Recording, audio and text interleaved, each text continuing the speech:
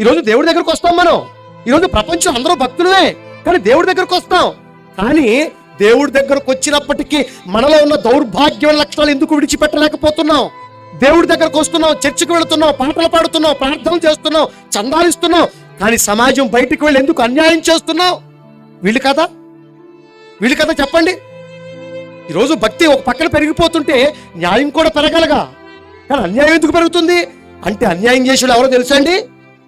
దేవుడు సన్నిధానానికి వచ్చి భక్తిని ముసుగులో బ్రతుకుతున్న వీళ్ళే అన్యాయం చేసుకుంటూ వెళ్ళిపోతున్నారు. ఎందుకంటే వారి హృదయములో దేవునికి చోటు ఎనొల్లకపోయిరి గనుక. చెయ్యరాని కార్యక్రమాలు చెయ్యరాని అంటే చెయ్యమన్న కార్యక్రమాలు పక్కన పెట్టేసి చెయ్యకూడని కార్యక్రమాలు చేసుకుంటూ వెళ్ళిపోతున్నారు. చూడండి ఎంత ఎత్తుకెళ్ళిపోయారో. దేవుడు చేయమన్న కార్యక్రమాలు చేయట్లేదట.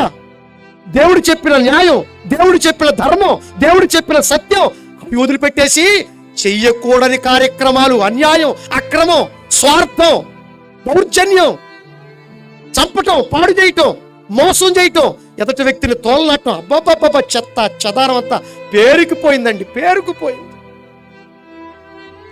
ఎందుకంటే వాళ్ళ హృదయంలో వాళ్ళ మనసులో దేవునికి చోట్లేదండి.